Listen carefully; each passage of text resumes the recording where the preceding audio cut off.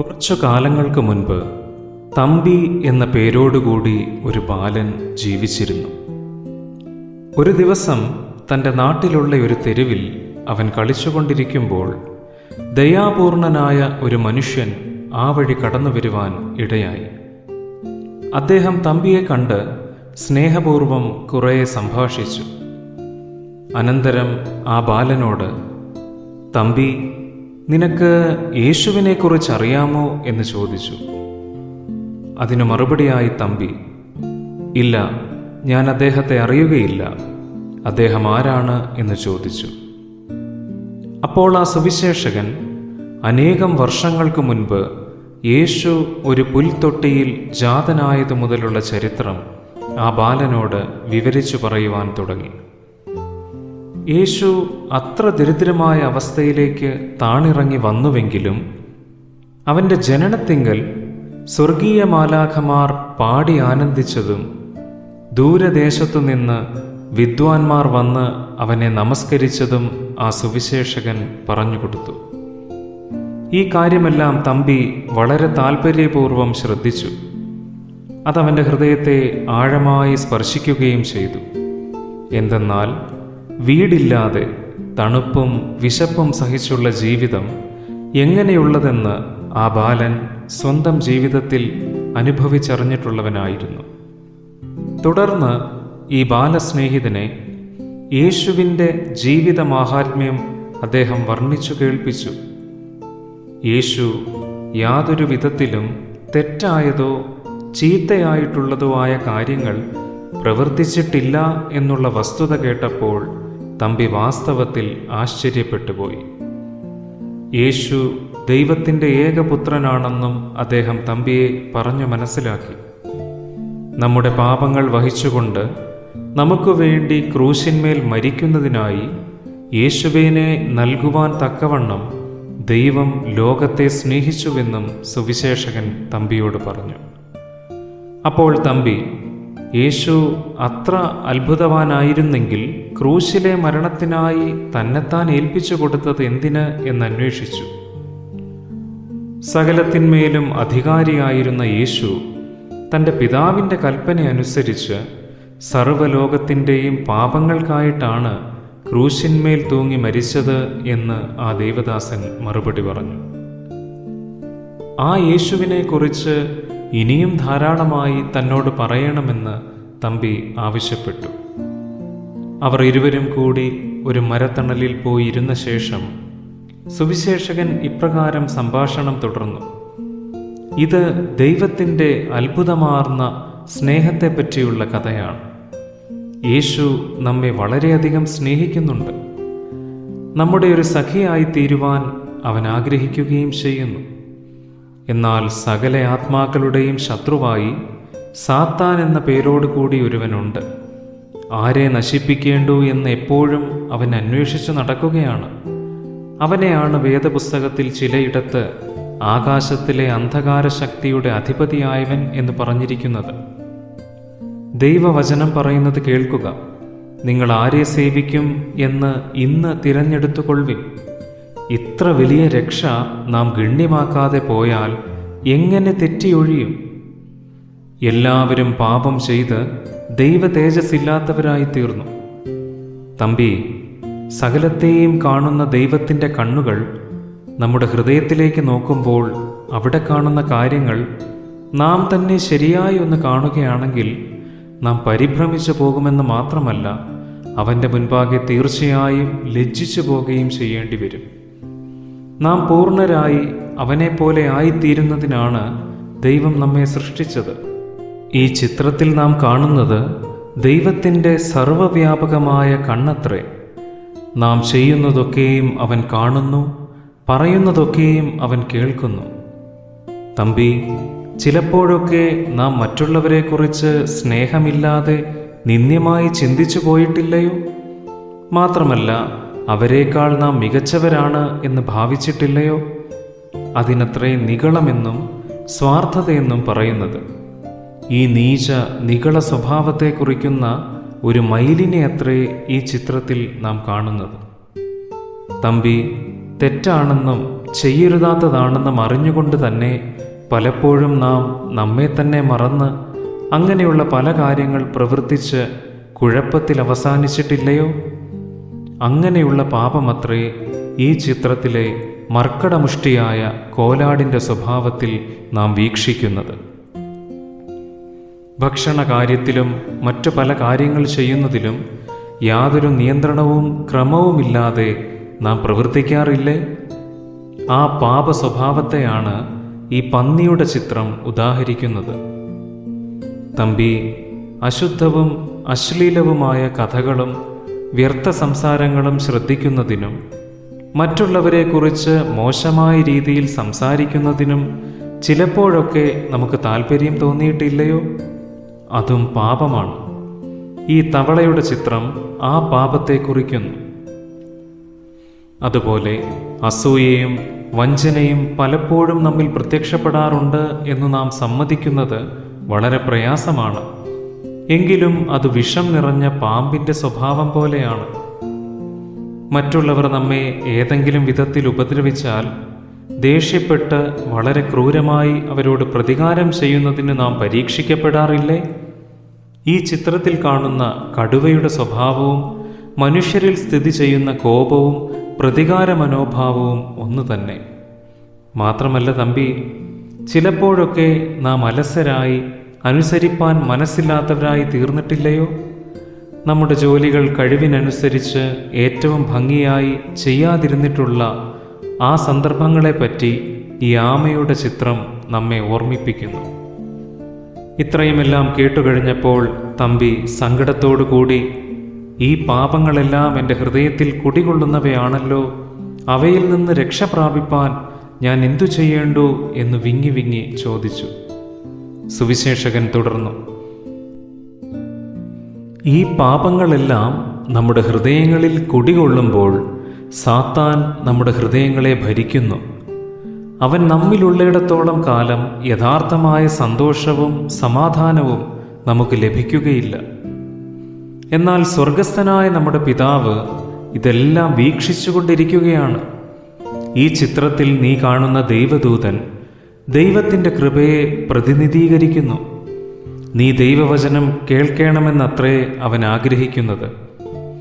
അവൻ്റെ വചനം ഗ്രഹിക്കുന്നതിന് സഹായകമായി തൻ്റെ പരിശുദ്ധാത്മാവിനെ അവൻ അയച്ചു തരും.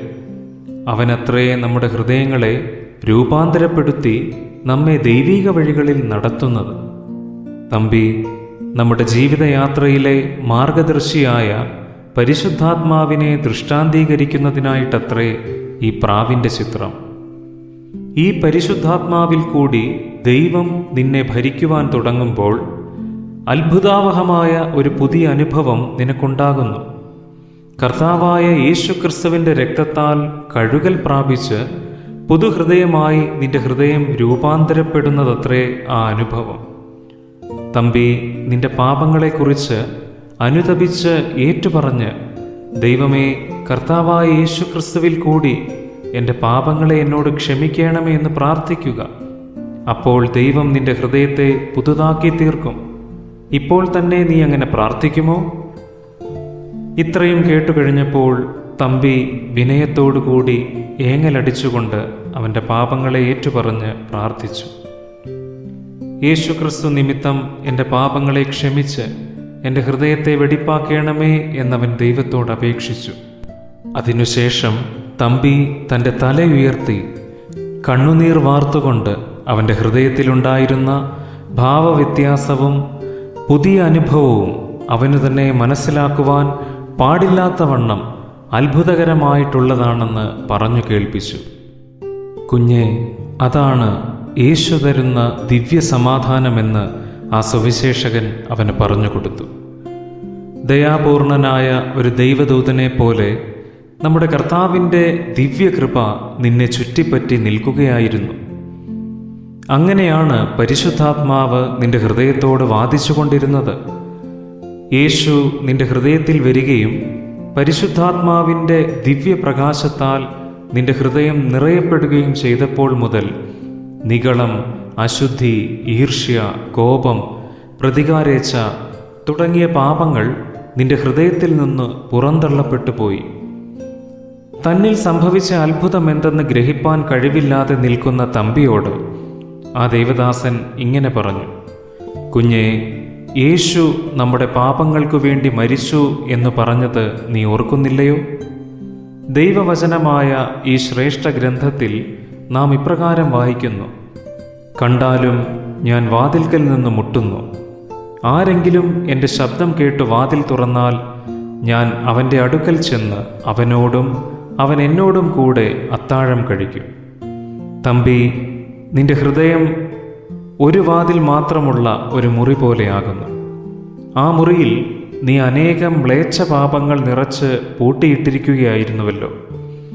നിന്റെ ഹൃദയവാതിൽക്കൽ പുറത്തു നിന്നുകൊണ്ട് യേശു മുട്ടിക്കൊണ്ടിരുന്നു. എങ്കിലും നീ വാതിൽ തുറന്നു കൊടുക്കാതെ നിന്റെ ഹൃദയത്തിൻ്റെ ഉള്ളിലേക്ക് അവൻ പ്രവേശിക്കയില്ലായിരുന്നു. നിന്റെ പാപങ്ങൾ ഏറ്റുപറഞ്ഞ ആ സമയത്ത് നീ തന്നെ നിന്റെ ഹൃദയത്തിൻ്റെ വാതിൽ തുറക്കയായിരുന്നു. അങ്ങനെ യേശു നിന്റെ ഹൃദയത്തിൽ പ്രവേശിച്ച് അവിടെ വസിച്ചുകൊണ്ടിരിക്കുന്നു. അതുകൊണ്ടത്രേ ഇപ്പോൾ നിനക്ക് വളരെ സന്തോഷവും വ്യത്യാസവും അനുഭവപ്പെടുന്നത്. നിശ്ചയമായും നിന്റെ ഹൃദയം പാടെ രൂപാന്തരപ്പെട്ടു കഴിഞ്ഞിരിക്കുന്നു.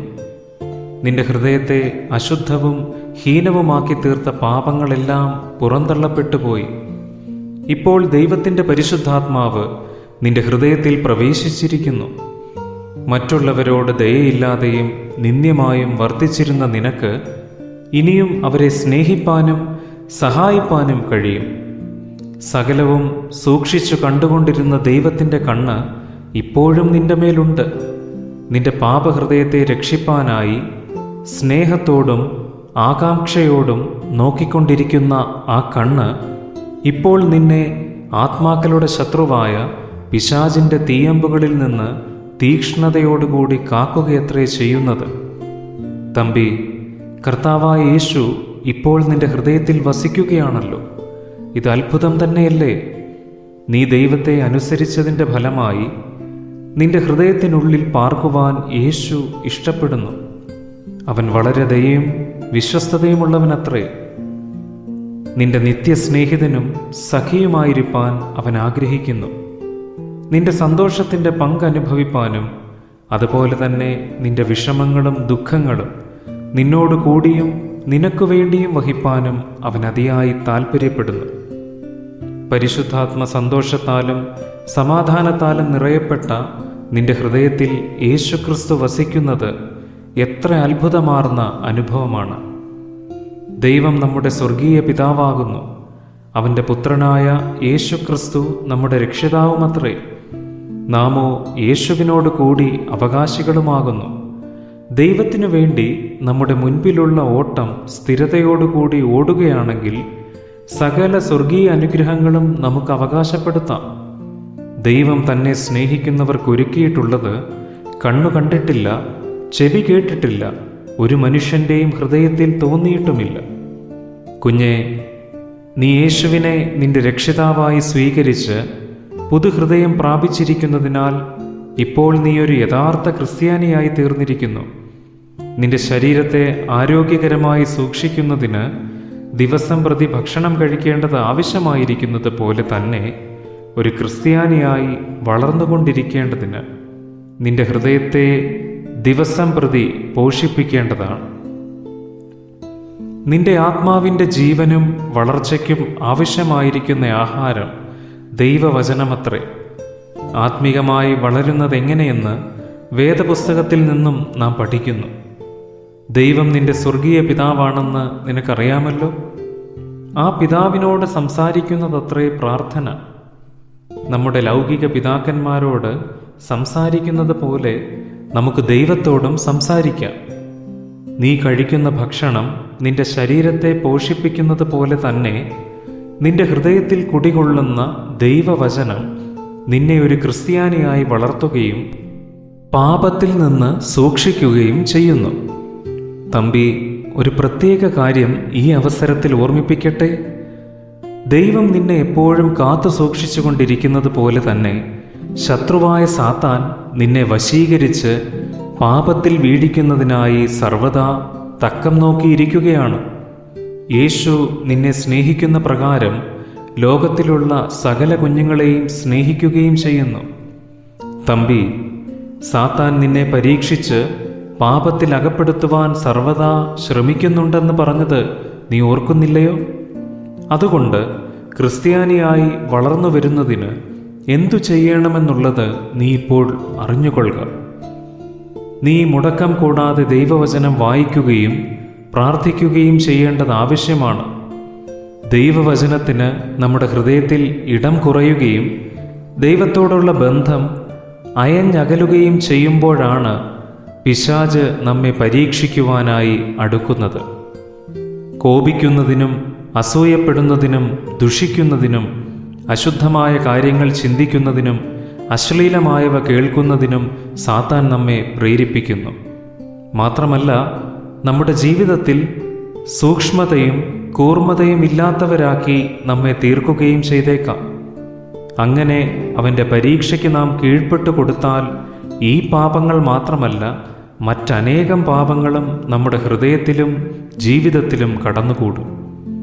എന്നാൽ നീ ദൈവത്തോട് ഏറ്റവും അടുത്തു ജീവിക്കുകയും അവൻ്റെ കൂട്ടായ്മയിൽ നടക്കുകയും ചെയ്താൽ നിന്നെ പരീക്ഷിച്ചു വശീകരിപ്പാൻ വരുന്ന സാത്താനോട് പോരാടുവാൻ അധികമധികം ശക്തി നിനക്ക് ലഭിക്കും നിശ്ചയം.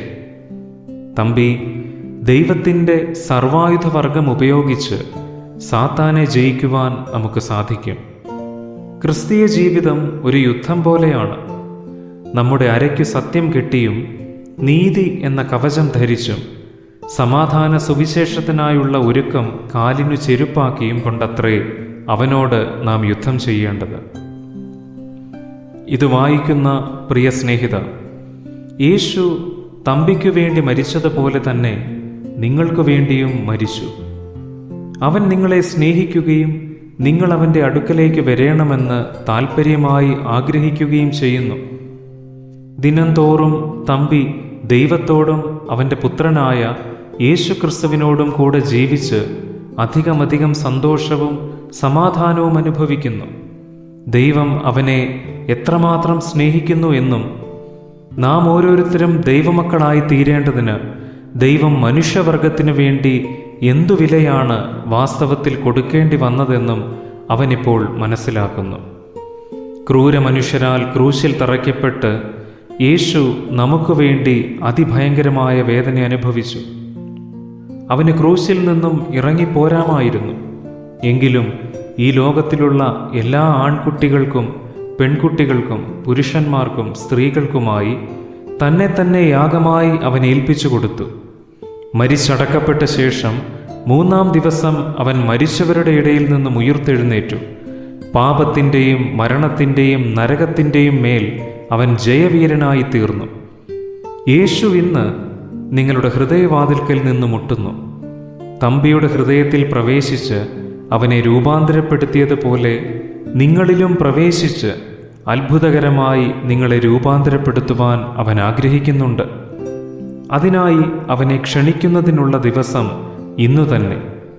തന്നെ സ്നേഹിക്കുന്നവർക്ക് വേണ്ടി മധ്യസ്ഥത ചെയ്തുകൊണ്ട് യേശു ഇപ്പോൾ സ്വർഗത്തിൽ പിതാവിൻ്റെ വലത്തുഭാഗത്തിരിക്കുകയാണ്. യേശു ഈ ലോകത്തിലായിരുന്നപ്പോൾ തനിക്കുള്ളവരെ തന്നോടുകൂടി ചേർക്കേണ്ടതിന് അവൻ വീണ്ടും വരുമെന്ന് വാഗ്ദത്തം ചെയ്തിട്ടുണ്ട്. ആകയാൽ യേശുവിനെ സ്വീകരിക്കുന്നതിനുള്ള തീരുമാനമെടുക്കുന്നതിന് താമസം വരുത്തുന്നത് അപകടമത്രേ. താൻ വാഗ്ദത്തം ചെയ്ത പ്രകാരം അവൻ ഇന്ന് വരികയാണെങ്കിൽ അയ്യോ, യേശുവിനെ രക്ഷിതാവായി സ്വീകരിക്കാൻ അമാന്തിച്ചു പോയല്ലോ എന്നോർത്ത് നിങ്ങൾ വിലപിക്കേണ്ടി വരും. ഇളക്കപ്പെരുക്കത്തിൻ്റെ ഈ കാലത്ത് യുദ്ധം, രോഗം, മരണം മുതലായവ മനുഷ്യനെ പരിഭ്രമിപ്പിച്ചുകൊണ്ടിരിക്കുന്ന ഈ കാലത്ത് നാളെയെപ്പറ്റി നിശ്ചയമായി എന്തെങ്കിലും പറയുവാൻ ആർക്കു കഴിയും? എന്നാൽ മരണം നിശ്ചയം തന്നെ, സംശയമില്ല.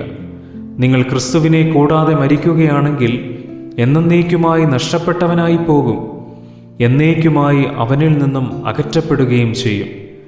എന്നാൽ ക്രിസ്തു ഉള്ളവനായി നിങ്ങൾ മരിക്കുന്നുവെങ്കിൽ അവനോടുകൂടെ നിത്യമായി നിങ്ങൾ ജീവിക്കും നിശ്ചയം. അന്ന് വിശപ്പും ദാഹവുമില്ലാത്ത ആ ദേശത്ത്, രോഗവും മരണവും കണ്ണുനീരുമില്ലാത്ത ആ രാജ്യത്ത് നാം അവനെ സദാകാലം ആരാധിച്ച് ജീവിക്കും. ഇന്നു തന്നെ നിങ്ങളുടെ ഹൃദയത്തിൽ വന്ന് അതിനെ പൂർണ്ണമായി അവകാശപ്പെടുത്തേണമേ എന്ന് യേശുവിനോട് അപേക്ഷിക്കുക. അങ്ങനെ ചെയ്താൽ നിങ്ങൾ ഒരിക്കലും അനുഭവിച്ചിട്ടില്ലാത്ത സന്തോഷം കൊണ്ടും സമാധാനം കൊണ്ടും അവൻ നിങ്ങളെ നിറയ്ക്കും. അതിന് നിങ്ങൾ ഒരുമ്പെടുമോ? എൻ ഹൃദയേ, എൻ ഹൃദയേ, വാ എൻ ഹൃദയേ, ക്രിസ്തേശുവേ വരേണമേ വസിക്കുവാൻ, വാ എൻ ഹൃദയേ, ക്രിസ്തേശുവേ. ആമേൻ.